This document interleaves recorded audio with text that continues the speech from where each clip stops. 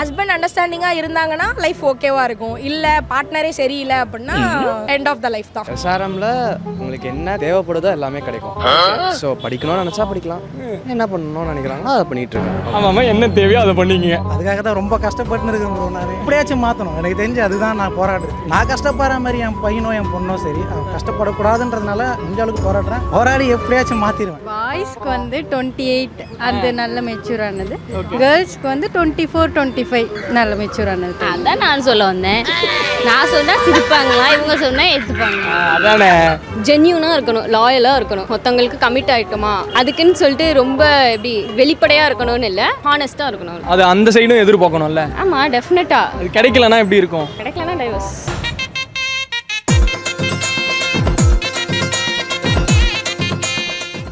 ஐடா, what's your good name? Aishwarya, Nandini, Arun, Surya bro, Saranya, Veena, Sri, Bharathi, Sharmi. So உங்களை பொறுத்த வரைக்கும் எந்த ஏஜ்ல மேரேஜ் பண்ணா பெட்டரா இருக்கும்னு நினைக்கிறீங்க? It depends from person to person. இப்போ வந்து எப்போ செட்டில் ஆகிறதுக்கு அவங்க ப்ராப்பராக செட்டில் ஆகி அவங்க லைஃப்பில் வந்து எல்லாமே ஸ்டேபிளாக இருந்தால் they should try to marry. But அதுக்கு முன்னாடியே வந்து getting married is very bad. Because அப்போது ஸ்டெபிலிட்டி இருக்காது இன் ஃபியூச்சர் லைஃப்பில். ஃபர்ஸ்ட் ஆஃப் ஆல் எந்த ஏஜை விட ஃபஸ்ட்டு ஒரு பர்சன் ஃபினான்ஷியலாக ஸ்டேபிளாக இருக்கும். அப்போ தான் மேரேஜ் பண்ணுறோம், ஒரு எலிஜிபிலிட்டி கிரைட்டீரியாக்குள்ளேயே போக முடியும். இப்போ இருக்க சினாரியோவில் ஒரு ஹாஸ்பிட்டல் செல்ல வேணாலும் கேஷ் இல்லைன்னா ஒன்றும் பண்ண முடியாது.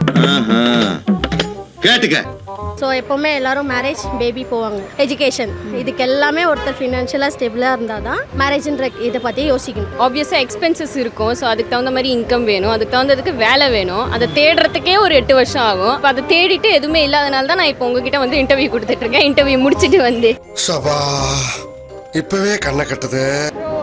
ஒரு விமனுக்கு வந்து 27 கரெக்டாக இருக்கும். ஏன்னா அவங்களும் ஒர்க் போயிட்டு எல்லாமே தெரிஞ்சுக்கணும் இல்லையா. மெச்சூர் த ஏஜ்னு சொன்னால் ஒரு 27 is fine, 25 to 27 is fine. 27 போதுமா? 27 பிகாஸ் இப்போ மேரேஜ் பண்ணுறாங்கன்னா ரொம்ப ஏஜ் டிஃப்ரென்ஸ் பார்க்கறது இல்லை. ஈவன் சேம் ஏஜில் பண்ணிக்கிறாங்க, மோரோலஸ் 1 year டிஃப்ரென்ஸில் பண்ணிக்கிறாங்க. இப்போ மேக்ஸிமம் மேரேஜில் பார்த்தீங்கன்னா பசங்க தான் சின்ன பசங்க, ஐ மீன் பொண்ணுங்களை கம்பேர் பண்ணும்போது சின்ன பசங்களாக இருக்காங்க. So that 27 is enough mature. ஏன்னா அவங்களும் செட்டில் ஆயிடுவாங்க, எல்லா பிளான்ஸுமே ஒரு மாதிரி நீட்டாக பிளான்டாக போகும். நான் ஒரு பிரின்சிபலோட வாழ்றேன், புரியல, கோடு போட்டு வாழ்றவங்க. 29 30 29-30லாம் எங்க இருக்கு? கொஞ்சமாக அது சம்பாதிக்கணும்ல, செல்ஃப்ன்ற அந்த ஒரு இது வேணும்ல. நம்மளுக்கு நம்ம ஃபர்ஸ்ட் செஞ்சாதான் நம்ம இன்னொருத்தவங்களுக்கு செய்யறதுக்கு ஒரு ஸ்டேட்டஸ்ல இருந்தால் தானே நம்ம இன்னொருத்தவங்களையும் காப்பாற்ற முடியும். 29 30ல கொஞ்சம் ஸ்டேபிள் ஆகும் இப்போ கல்யாணம் பண்ணிக்கலாம். போங்க சீக்கிரம் போய் குடிங்க, மாப்பிள்ளை காலி பண்ணிட்டு போறாரு. சரி, இன்கேஸ் முன்னாடியே 2 பேரும் பார்ட்னர் போட்டு அது ஸ்டேபிள் பண்ண முடியாதா? பண்ணலாம், கொஞ்சம் மிஸ் அண்டர்ஸ்டாண்டிங்ஸ் வரும். அந்த மிஸ் அண்டர்ஸ்டாண்டிங்லாம் கம்மி பண்ணுறதுக்கு ஒரு மெச்சூர்ட் ஏஜ் 29 இல்லை 29 ப்ரோ. 28 29 ஏன் தலைவா? ஏன்னா அதுக்கு அப்புறமும் போயிடுச்சுன்னா யாரும் பொண்ணும் தர மாட்டாங்க, அதுக்கு முன்னாடியும் பண்ண மாட்டாங்க, வீட்லேயும் பொண்ணு தேட மாட்டாங்க. இந்த ஒரு ஏஜ்னா கரெக்டான ஒரு ஏஜ், அதுக்கேற்ற மாதிரி கரெக்டாக பொண்ணும் பார்ப்பாங்க. வீட்டில் சொன்னாலும் சரி அக்செப்ட் பண்ணி. சரி, அந்த ஏஜ்ல பொண்ணு கிடைக்கலாம், 30 மேலே போயிருச்சுன்னா என்ன பண்ணுவேன்? ரொம்ப கஷ்டம் தான் ப்ரோ. சரி, ஆனால் நிறைய பேர் யோசிக்கிறாங்களே, ஸோ ஒரு இந்த 27லேருந்து 28 மேரேஜ் பண்ணிடணும் அப்படின்னு சொல்றாங்களே, கமிட்மெண்ட்டுக்காக பண்ணணும்னு நினைக்கிறாங்களா இல்லை லைஃப் ஜேர்னி நல்லா இருக்கணுன்றதுக்காக பண்ணுறாங்க? சில பேர் கொஞ்சம் செட்டில் ஆகிட்டு கொஞ்சம் நல்லா கொஞ்சம் ஆஃப்டர் மேரேஜுக்கு அப்புறம் நல்லா இருக்கலான்னு கொஞ்சம் யோசிப்பாங்க. அதுக்காகவே அந்த ஒரு ஏஜுக்குள்ள. உங்களை பொறுத்த வரைக்கும் செட்டில் ஆகிட்டு மேரேஜ் பண்ணுறது பெட்டரா தலைவா? அப்படின்னா செட்டில் ஆகவே முடியாது ப்ரோ. எனக்கு தெரிஞ்சு மிடில் கிளாஸை பொறுத்த வரைக்கும் கஷ்டம் தான் வந்துட்டு தவிர செட்டில் ஆகணும்லாம் ரொம்ப கஷ்டம். அதனால வயசு இருக்கும்போது அந்த ஒரு குறிப்பிட்ட ஏஜ்ல சீக்கிரமா மேரேஜ் பண்ணிடுங்க. நிறைய பிரச்சனைகள் வருது இந்த ஒரு ஜெனரேஷன்ல. ஸோ என்னோட ஒப்பீனியன் சீக்கிரமா அந்த ஒரு ஏஜ்ல சீக்கிரமா பண்ணிடுங்க. என்னை பொறுத்தவரை பர்டிகுலர் ஏஜ் அப்படின்னு இல்லை. சிலருக்கு வந்து 23 யூஜி முடிச்சோடனே கல்யாணம் பண்ணிக்கலாம்னு தோணும். சிலருக்கு வந்து ஃபினான்ஷியலாக இண்டிபெண்டன்ட் ஆனோன்னு கல்யாணம் பண்ணிக்கணும்னு தோணும். ஸோ அதில் நான் 2வது ரகம். ஃபினான்ஷியலாக எனக்கு ஒரு டைனாஸ்டிக்கை செட் பண்ணிட்டு அதுக்கப்புறம் என்னோட லைஃப் பார்ட்னரை சூஸ் பண்ணால் எனக்கு பெட்டராக இருக்கும் அப்படின்னு தோணுது. இந்த ஒரு தாலி சென்டிமெண்ட்டை வச்சு 10 எபிசோட நான் பரபரப்பா கேட்டேன் பாரு. ஸோ என்னோட பெர்ஸ்பெக்டிவ்ல ஃபினான்ஷியலாக ஸ்டேபிள் ஆகிட்டு யாருக்கையும் எதிர்பார்க்காம ஒரு சுச்சுவேஷன் வந்து கல்யாணம். அப்போ ஏஜ் ஒரு 30-35 ஆயிரம் பரவாயில்லையா? It's okay. Life partner correct டைம்ல வந்தாங்கன்னா ஓகே, பட் வரல அப்படின்னா என்னோட கோலை நோக்கி ஓட வேண்டியதான். உங்களை பொறுத்த வரைக்கும் ரைட் ஏஜ் டு மேரி என்னை பொறுத்த வரைக்கும் இந்த இறால பண்ணாமல் இருக்கிறதே பெட்டர் தான். என்ன யோசிக்கிறீங்க? உன்னை ஏன்டா கூப்பிட்டேன்னு யோசிக்கிறேன். ஏன்னா லைஃப்பில் நிறைய பார்க்கலாம். இப்போதைக்கு நிறைய பேருக்கு இருக்க மைண்ட் செட் வந்து யாருக்கும் வேலைக்கு போகணுன்னு இல்லை. நம்ம 90s இருக்கிறவங்க 80% வேலைக்கு போகணும்னு நினச்சானா இப்போ 80% பிஸ்னஸ் பண்ணணும்னு நினைக்கிறேன். கண்டிப்பாக அந்த உரிமை பறிக்கப்படுறதுன்னு பார்த்தீங்கன்னா மேரேஜில் தான். ஸோ அதனால் நீங்கள் லைஃப்பில் அதெல்லாம் பண்ணணும்னு நினச்சிங்கன்னா எதிர்பார்த்தீங்கன்னா மேரேஜ் பண்ணாமல் உங்களுக்கு லைஃப்பை ரன் பண்ணலாம். பிகாஸ் கல்யாணம்னா இது ஜஸ்ட் வந்து ஒரு 2 பேர் மட்டும் யூனியன் ஆகுற மாதிரி கிடையாது. So families and all will be involve. Kids இருக்கும், பட் லைக் இப்போ ஃபேமிலி இருக்கிற வரைக்கும் it's fine. But when you have kids you have to like be more responsible. So if you have to provide the best for them. அந்த ஒரு point of வியூவில் இருந்து obviously you need to wait for some time. So they have to get a better life. அவங்களுக்கு compromise பண்ணக்கூடாது. பப்புலு, இந்த அளவுக்கு நல்லா இங்கிலீஷ் பேச தெரிஞ்ச உனக்கு ஆனா அதை யாருக்கிட்ட பேசணும்னு தெரியல பாத்தியா? ஒரு 3 hours மேரேஜ் ஃபங்க்ஷனுக்கு நீங்கள் உங்கள் லைஃப் டைம் சேவிங்ஸே போடுறீங்க. ஆமாம். லைஃப்பை ஸ்டார்ட் பண்ணும் போதே கடனை விட ஸ்டார்ட் பண்ணால் அடுத்து நீங்கள் அதை அடைக்கணுமா இல்லை உங்கள் லைஃப்பை மெயின்டைன் பண்ணணும், ஃபேமிலியை பார்க்கணும். ஸோ ஃபஸ்ட்டு பேஸே வந்து உங்களுக்கு ஸ்ட்ராங்காக இருக்காது. சரி, நான் சிம்பிளாக கோயிலில் வச்சு தாலி கட்டி வீட்டுக்கு கொண்டு போகிறேன், அப்புறம் அப்படின்னா செலவு இல்லைல்ல? ரிஜிஸ்டர் மேரேஜ் பண்ணணும்ல, ரிஜிஸ்ட்ரேஷன் காசு வேணும்ல. என்னங்க ஒரு 20,000 ரூபாய் கேட்பாங்களா? மாதம் 10,000 சேலரி வாங்குறவங்க ஒரு நாள் கல்யாணத்துக்கு 20 ரூபாய் செலவு பண்ணால் ஒய்ஃப் வரும், ஒய்ஃபுக்கு நீடு இருக்கும், உங்களுக்கு நீடு இருக்கும், 2 பேரை மேனேஜ் பண்ணணும். இதுக்கெல்லாம் பேஸ் ஃபினான்ஸ் தான். அதுக்கப்புறமா வந்து நீங்கள் வந்து ஃபினான்ஸ் மட்டும் பார்க்காம அதுக்கு அடுத்து ஒரு பர்சன்ஸ் 2 பேருக்கும் செட் ஆகுமா, என் கேரக்டரும் உன் கேரக்டரும் அட்ஜஸ்ட் பண்ணி போக முடியும்னா தான் லைஃப் ஸ்மூத்தாக போகும். இல்லை நான் ரொம்ப ரகடாக இருப்பேன், இவங்க ரொம்ப இப்படியா இருப்பாங்க, நான் சொல்கிறதா கேட்கணும் அப்படின்னா போகாது. ஏன்னா இப்போ இருக்க ஜென்ரேஷனில் 2 பேருமே ஒர்க் போகிறாங்க. ஸோ வந்து முன்னாடி மாதிரினா ஒய்ஃப் வீட்டிலேருந்து பார்த்துப்பாங்க, ஹஸ்பண்ட் வேலைக்கு போவாங்க. நம்ம இப்போ வந்து 2 பேருமே ஒர்க் போகிறாங்க. பத்தல அது ஒன்று. ஸோ அதனால எல்லாமே அண்டர்ஸ்டாண்டிங்கும் இருக்கணும், ஃபினான்ஷியலாகவும் இருக்கணும். ட்ரஸ்ட் வைங்க. சும்மா அங்கே போகிறது இங்கே போகிறது எல்லாத்துக்கும் உட்காந்து அப்டேட் பண்ணிட்டு இருக்காதீங்க. கொஞ்சம் மெச்சூர்டாக பிஹேவ் பண்ணணும். அவ்வளோ இல்லை, நான் அப்படி பண்ணாதான் என் பாண்டு செம்மையாக அப்படியே கனெக்டாக இருக்கும். கேவலமாக இருக்கும். ஃபோன் எடுத்து எக்ஸ்சேஞ்ச் பண்ணிக்கிறது, பாஸ்வேர்டு இது பண்ணிக்கிறது. இந்த ஜென்ரேஷன் அப்படி தான் இருக்காங்க. அது ஏதோ ட்ரெண்ட் மாதிரி ஆயிடுச்சு. ஜென்யூனாக இருக்கணும், லாயலாக இருக்கணும், மற்றவங்களுக்கு கமிட் ஆகிட்டோமா அவங்கக்கிட்ட எல்லாமே சொல்லணும். அதுக்குன்னு சொல்லிட்டு ரொம்ப எப்படி வெளிப்படையாக இருக்கணும்னு இல்லை, ஹானஸ்ட்டாக இருக்கணும். அது அந்த சைடும் எதிர்பார்க்கணும்ல. ஆமாம், டெஃபினட்டாக. அது கிடைக்கலன்னா எப்படி இருக்கும்? கிடைக்கலன்னா டைவர்ஸ். இப்போ மோரலஸ் பார்த்தாலே ஒரே ஏஜ் தான் வந்து மேக்ஸிமம் வந்து லவ் மேரேஜ் பண்ணிக்கிறாங்க. அரேஞ்ச் மேரேஜ்னாலும் ஒரே ஏஜ் பார்க்குறாங்க. பிகாஸ் அப்போ தான் வந்து ஒரு அண்டர்ஸ்டாண்டிங் இருக்கும். முந்தி மாதிரி 5 years 10 years டிஃப்ரென்ஸ்லாம் இப்போ யாருமே ரொம்ப விரும்புறதில்ல. அப்போ தான் ஒரு ஈக்குவல் ஏஜாக இருந்தால் அண்டர்ஸ்டாண்டிங் இருக்கும். ரொம்ப என்ன மெச்சூரிட்டியாக இருந்தால் என்ன பண்ண போகிறாங்க? அண்டர்ஸ்டாண்டிங் தானே வேணும். ஸோ ஓகே தான். பாய்ஸ்லாம் 27னா அது கம்மி ஏஜ் தான். அவங்களுக்கு இன்னும் டைம் இருக்குது. ஈவன் 30 32 வரையே டைம் இருக்குது. அப்படியே இருக்கட்டுமே, ரைட் ஏஜில் மேரேஜ் பண்ணுறீங்க, உங்களுக்கு ஸ்டெபிலிட்டியே இல்லை, சண்டை வருது, automatically you will end up in divorce. அந்த ஒரு கசப்பான வாழ்க்கைக்கு நல்லா சம்பாரிச்சு நிம்மதியான ஒரு வாழ்க்கையை வாழ்ந்துட்டு அதுக்கப்புறம் கல்யாணம் பண்ணிக்கலாம்ல. நோட் பண்ணுங்கப்பா பின்றாம்பா.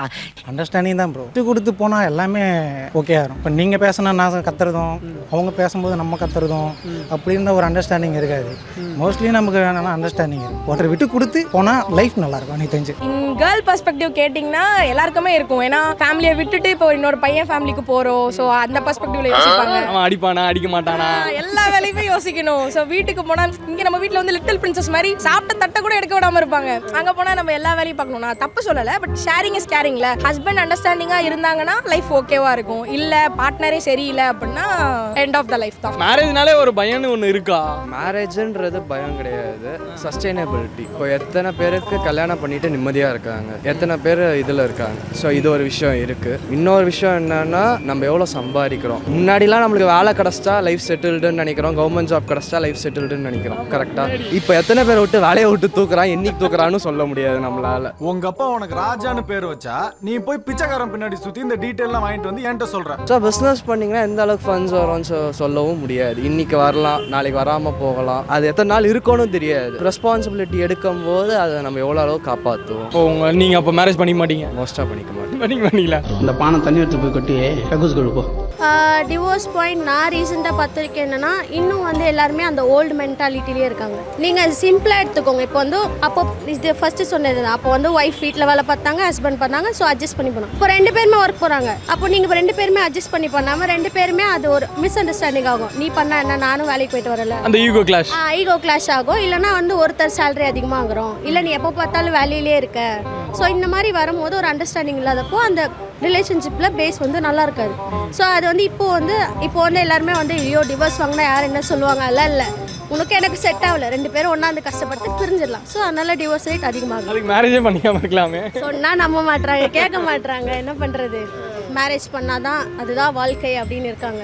டிவோர்ஸ் ஏன் இப்போ ஆகுதுன்னா இப்போ சாய்ஸஸ் இருக்குது விமென்க்கு என்ன உளறுகிறாய் அண்ட் மென்னுக்கு டு கெட் டிவோர்ஸ் கொஞ்ச நேரத்தில் to do what they want. They both have choices. But like அந்த காலத்தில் they didn't get divorced because they were more tolerant of all the things that is going on. இப்போதான் நமக்கு வந்து தெரியுது இந்த மாதிரி டிவோர்ஸஸ் ஆகுது, இந்த மாதிரி கஷ்டங்கள் இருக்குது எல்லாருக்குமே. ஆனால் மோஸ்ட்லி கேர்ள்ஸ் தான் பண்ணுறீங்களாமே, அப்படி ஒரு மித்து இருக்கா, உண்மையா? மேபி because இப்போதான் வந்து girls are having their own rights to do divorce and all. I would say it's a good thing that girls are more coming out and getting divorced if their life is not good, if their family life is not going good. Because அந்த மாதிரி இருக்கும்போது தான் they can like face the reality. அது வந்து society should accept. It is not a bad thing that tolerating this is more bad. But அது coming up as feministன்னு வேற சொல்கிறாங்களே. It is obviously feminism. Like women should have the choice to either get married or get divorced, not 1925. So they should obviously have to choose whatever they want. சரி, ஒரு அண்டர்ஸ்டாண்டிங்கான ஒரு love இருக்கணும்னா எப்படி இருந்தால் பெட்டராக இருக்கும்? உண்மையாக இருக்கணும், எல்லாமே நீங்கள் தான் அப்படின்னு இருக்கணும். நான் இருப்பேன், நான் நாளைக்கு கூட்டு போறது கரெக்ட் பண்ணி வச்சிருக்கேன்டா. ஏய் நீ அடிக்கிற வெயில்ல சொட்டு போடும் போதே தெரியும் நீ பல்ப் வாங்குவேன்னு. அந்த பொண்ணு எல்லாமே நீ தான் அப்படின்னு இருக்கணும், நீங்கள் எல்லாமே நான் தான் அப்படின்னு இருக்கணும். உங்களுக்கு ஒரு புரிதல் இருக்கணும், எனக்கு ஒரு புரிதல் இருக்கணும், அவ்வளோதான். இல்லைன்னா கோவிந்தா தான். கோவிந்தா கோவிந்தா கோவிந்தா. அரேஞ்ச் மேரேஜ் வருதுன்னா மேபி ஒரு ப்ராப்பர் அண்டர்ஸ்டாண்டிங் இல்லாமல் இருக்கலாம், மேபி பார்ட்னர் ஒருக்குள்ளார அண்டர்ஸ்டாண்டிங் இல்லாமல் இருக்கலாம். அரேஞ்ச் மேரேஜில் டிவோர்ஸஸ் வர்றது கூட ஏற்றுக்கலாம். லவ் மேரேஜில் வர்றது கொஞ்சம் வியர்டாக தான் இருக்குது. பிகாஸ் எல்லாம் அண்டர்ஸ்டாண்டிங் ஓடி தான் அவங்க மேரேஜ் பண்ணிக்கிறாங்க. அதுக்கப்புறம் அதில் டிவோர்ஸஸ் வர்றது மேபி ஃபேமிலி சைடில் இருக்க ப்ரெஷர்ஸாக இருக்கலாம். இவங்க லவ் பண்ணும்போது இவங்க 2 பேருக்குள்ளே இருக்க அண்டர்ஸ்டாண்டிங் மட்டும்தான். மேரேஜ் பண்ணிட்டாங்கன்னா வந்து ஃபேமிலி சைட்ஸ்லேருந்து ப்ரெஷர்ஸ் வரும் இல்லையா, நான் சொல்கிறத நீ கேட்கணும், இந்த சைடில் இருக்க ஈகோ கிளாஷ், அந்த ஈகோ கிளாஷ் மேபி அவங்க ஃபேமிலிஸ் இன்வால்வ் ஆகிறதுனால இவங்களுக்குள்ளேயும் அந்த ஈகோ வர்றதுனால மேபி அந்த ப்ராப்ளம்ஸ் இருக்கலாம். ஆனால் அந்த ஏஜ்லாம் பெரிய மேட்ரு இல்லை, இந்த எண்ட் ஆஃப் வருது. ஏஜ் மேரேஜுக்கு ஏஜஸ் ரொம்ப பெரிய மேட்டரே இல்லை, அது பிரச்சனை. ஆனால் சில பேர் சொல்கிறாங்க ஏஜ் டிஃப்ரென்ஸ் இருக்கவங்கள ஒரு ஃபைட் வருது, அதனால டிவோர்ஸில் போய் முடிஞ்சிருது அப்படின்னு. அது ஆக்சுவலி அது வந்து அக்செப்ட் பண்ணிக்கவே முடியாது, ஒரு மித்துன்னு வச்சுக்கலாமா? ஆமாம், அது அப்படிதான். ஓகே, மோஸ்ட் ப்ராபப்ளி ஈகோஸ் தான், 90% ஈகோ தான். நான் பெருசா இல்லை பையன் பெருசா என்ற அந்த ஒரு ஈகோ, 2 பேருமே அது இல்லாமல் இருந்தாலே நல்லா தான் இருக்கும். ஆனால் அப்படி இருக்க முடியாது. ஈகோ வந்து ரொம்ப சிம்பிளான ஒரு விஷயம், ஆனால் அதை நம்ம இன்னொருத்தவங்க கிட்ட போய் சொல்கிறோம் தெரியுமா, அவங்க தான் அதை பெருசுப்படுத்துவாங்க. 3rd பர்சன் கிட்ட போகாமல் நம்மளுக்குள்ளேயே சால்வ் பண்ணாலே எல்லா ப்ராப்ளமே ஈஸியாக சால்வ் ஆகிடும். ஆனால் அந்த 3rd பர்சன் மாப்பிள இவன் தான் எங்கேயோ செமத்தியா வாங்கியிருக்கான், இங்க வந்து வேற எவனோ வாங்கின மாதிரி அவுத்துறான் பாத்தியா. ஈவன் யோர் பேரண்ட்ஸே வந்து 3rd பர்சன் தான் அவங்க லைஃப்பில், ஐ மீன் ஒரு ரிலேஷன்ஷிப்குள்ளே. அப்பன்றப்ப அவங்களுக்கும் கஷ்டம், நம்மளுக்கும் கஷ்டம். அது டெவலப் ஆகிட்டே தான் போகுமே தவிர்த்து ஸ்டாப் ஆகாது. I am not married, but பெர்ஸ்பெக்டிவ்ல சொல்லணும் அப்படின்னா அண்டர்ஸ்டாண்டிங் தான் ப்ரோ. ஒருத்தர் விட்டு கொடுக்கணும், ஈகோ காட்டக்கூடாது. செல்ஃப் ரெஸ்பெக்ட் முக்கியம் தான், பட் இருந்தாலும் பார்ட்னர்ட்ட கொஞ்சம் விட்டு கொடுத்து போகலாம். அவங்களோட எக்ஸ்பெக்டேஷன்ஸை புரிஞ்சு நடந்துக்கிட்டா பெட்டரா இருக்கும். உங்களை மாதிரி மனுஷன்லாம் இருக்கனாலதான் கொஞ்சமாச்சும் மழை பெய்யுது. கேர்ள்ஸ்னாலே ஓவர் திங்கிங் தான் ப்ரோ. இதுல என்ன சொல்ல வருதுன்னு எனக்கு தெரியல. அப்ப நீங்க தான் ப்ராப்ளம் சொல்ல வரீங்க? அப்படி சொல்லல. ஏன் மென்ஸ் வந்து ரீஅஷூரன்ஸ் கொடுத்தா கேர்ள்ஸ் ஏன் ஓவர் திங்க் பண்ண போறோம்? ரீஅஷூரன்ஸ் கொடுங்க, ரீஅஷூரன்ஸ் கொடுத்து கேர்ள்ஸ் ஹாப்பியா வச்சுக்கோங்க, உங்க லைஃப் ஜாலியா இருக்கும். நான் சின்ன வயசுல 4th ஸ்டாண்டர்ட் படிக்கும்போது இன்ஜினியர் ஆகணும்னு நான் முடிவு பண்ணேன். இன்னைக்கு நான் இன்ஜினியரிங் முடிச்சுட்டு தான் MBA போனேன். ஸோ என்னோட இதை நான் 4ஆம் கிளாஸ்ல யோசிச்சது நான் கிட்டத்தட்ட 12th வரைக்கும் வச்சுக்கிட்டு நான் இன்ஜினியரிங் ஜாயின் பண்ணேன். ஸோ அதையும் வச்சிருப்போன்றது ஒரு குறிக்கோள். அதாவது ஒரு கோலை வச்சுப்போம், அப்போ மேரேஜ் பண்ணிப்போம், அதானே? அவ்வளோதான். மேபி அந்த கோல் அச்சீவ் ஆனதுக்கப்புறமா ஃபியூச்சரை பிளான் பண்ணிப்போம். இன்ஜினியரிங் நான் பேஷனாக படித்தேன், இப்போ MBA ப்ரொஃபஷனாக படிக்கிறேன். ஸோ ஒரு கோல் போயிடுச்சுன்னா அதுக்கப்புறமா லைஃப் எங்கே எடுத்துனதோ போட்டோம். அவனை சொல்லி நிறுத்துங்களேன்டா, அவன் நிறுத்துற, அது லூசுக்கு மட்டும் வந்துட்டே இருக்கான், வர்ற நிறுத்துற அவனை, பைத்தியக்காரப்ப. எதுக்குடா வரீங்க எங்கெல்லாம்? I think people should communicate with each other, like how to be, and they should be friendly, they should get to know each other. Communication the key. Like ஏதாவது நினைக்கிறீங்கன்னா சொல்லணும். They should not fight a lot. They should compromise when it comes to a lot of things. அவ்வளவுதான். இப்போ இந்த ஈகோலாம் இல்லாமல் இருந்தால் பெட்டராக இருக்குமோ? Obviously ரெண்டு பேருக்குமே ஈகோ இருக்கக்கூடாது. எனக்கு எப்போ செட்டில் ஆகுறேன்னா அதை பொறுத்து இருக்கேன். என் லைஃப் எப்போ செட்டில் ஆகுது இப்போது இருக்குது. ஏன்னா ஃபினான்ஷியலாக இல்லைன்னா இப்போது எதுவுமே பண்ண முடியாது. ஒரு நீட்னாலும் இன்கேஸ் உங்கள் ஹஸ்பண்ட் கிட்டே காசு இல்லைனாலும் உங்ககிட்ட இருக்கணும். அப்போ தான் நீங்கள் ஹஸ்பண்டுக்கு ஹெல்ப் பண்ண முடியும்.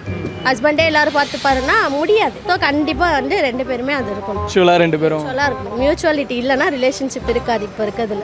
உங்களுக்கும் கல்யாணம் ஆகாது. அதனால தான் இவ்வளோ பேசுகிறேன் நான். சரி, உங்களுக்கு என்ன ஐடியா எந்த டைமில் பண்ணணும்னு நினைக்கிறீங்க? முதல்ல நான் சம்பாதிக்கணும். பார்க்கலாங்க, ஃபினான்ஷியலாக வந்ததுக்கப்புறம் அதுவாக வரும். வரும் நம்பிக்கை இருக்கு இருக்கு பார்க்கலாம். எதுக்கா நான் எப்போ பண்ணாலும் பண்ண போகிறோம். கல்யாணம் தானே பண்ணிக்கலாம். ஏன்னா இப்போ இருக்க சுச்சுவேஷன்ஸ் படி 27 எல்லாரும் அவ்வளோ பெரிய சேலரி எடுக்க முடியாது. மேரேஜ் பண்ணோன்னா obviously it is a commitment. கண்டிப்பாக வந்து ஒரு கார் வேணும். அண்ட் எக்ஸ்பென்சஸ் வந்து பேச்சுலர் கம்பேர் பண்ணும்போது மேரேஜ்னா ரொம்ப எக்ஸ்பென்ஸ் ஆகுது இல்லையா? அப்போ இருக்கிற சம்பளத்தில் பேலன்ஸ் பண்ண முடியாது. அப்படிங்கிற போது ஒரு சண்டை வந்துடும். ஒரு லைஃப் வந்து ஒரு மாதிரி நினச்ச மாதிரி போகாது. ஒரு மாதிரி ஸ்ட்ரெஸ் ஆயிடுவாங்க. ஃபார் எக்ஸாம்பிள் வச்சுக்கோங்களேன், இப்போ ஒய்ஃப் வந்து போய் ஹஸ்பண்ட் ஏதாவது வேணும்னு கேட்குறாங்க. He maybe some financial commitments இருக்கலாம். ஆனால் அந்த டைம் வந்து அது இவங்க சொன்னால் இவங்களுக்கு புரியாது. அப்படி இப்படின்னு ஏதாச்சும் ஒரு பிரச்சனை. நானே ஏகப்பட்ட பிரச்சனையில் இருக்கேன், உனக்கு இது வேணும் வேற கேட்குதா? தம்பி காமெடி வேண்டாம், நான் சொல்லிட்டேன். நான் காமெடி பண்ணாதன்னு சொல்லியிருக்கேன் நான். அப்படி இருக்கும். அண்ட் ஃபீமேல் சைட்லேருந்து பார்த்தாங்கன்னா அவங்க ஏதாவது ஒரு சின்ன ப்ரெஷரில் இருப்பாங்க. இவங்க அண்டர்ஸ்டாண்ட் பண்ணிக்க மாட்டாங்க.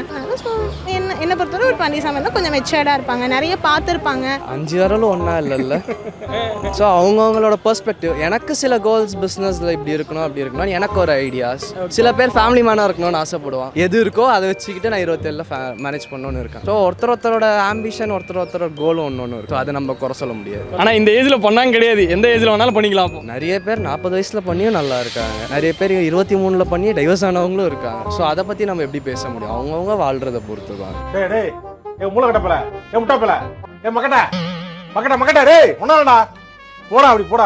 ஏன் இந்த மிடில் கிளாஸ்ல சீக்கிரமாக மேரேஜ் பண்ண முடியல? என்ன ரீசன்? எதனால? எல்லாம் கஷ்டம் தான் ப்ரோ, வேறு ஒன்றும் இல்லை. நம்ம முன்னோர்கள் கரெக்டாக இருந்தாங்கன்னா நம்ம கரெக்டாக இருந்திருப்போம். அவங்க பண்ண மிஸ்டேக்னால அவங்க ஜெனரேஷனுக்கு என்ன அதுமாரி வாழ்ந்துட்டு அவங்க போயிட்டாங்க. நமக்கு அந்த கோர்ஸ் ஏதாச்சும் ஒரு சொத்தோ இல்லை ஏதாச்சும் இருந்தால் அதை வச்சு நம்ம கொஞ்சம் ஏதாச்சும் ஒரு பிஸ்னஸோ ஏதாச்சும் ஒரு ஐடியா இருக்கும் வந்துருக்கோம், அதை பண்ணியிருக்கலாம். அது இல்லாமல் ரொம்ப கஷ்டப்படுறோம். அப்போ உங்கள் பையனுக்கு எதுவும் ஆகக்கூடாது, உங்கள் பொண்ணுக்கு எதுவும் ஆகக்கூடாதுன்றதுக்காக நீங்கள் மூவ் பண்ணுறீங்க, லேட் மேரேஜ் பண்ணிக்கலாம் அப்படின்னு நினைக்கிறீங்க? அதுக்காக தான் ரொம்ப கஷ்டப்பட்டு இருக்கேன். நான் எப்படியாச்சும் மாற்றணும். எனக்கு தெரிஞ்சு அதுதான் நான் போராடுறது. நான் கஷ்டப்படுற மாதிரி என் பையனோ என் பொண்ணோ சரி கஷ்டப்படக்கூடாதுன்றதுனால அளவுக்கு போராடுறேன். போராடி எப்படியாச்சும் மாற்றிடும். ஈகோ எதுக்குங்க? முதல்ல ஈகோ படவே வேணாம். லைஃபுக்குன்னு என்ன விட்டு கொடுத்து போகிறதான் ஒரு லைஃப். ஸோ அந்த ஈகோ தூக்கி போட்டு சந்தோஷமாக வாழுங்க, பிடிச்ச மாதிரி இருங்க, 4 இடத்துக்கு போங்க, ஜாலியாக. ஓகே ப்ரோ, தேங்க்யூ தலைவா.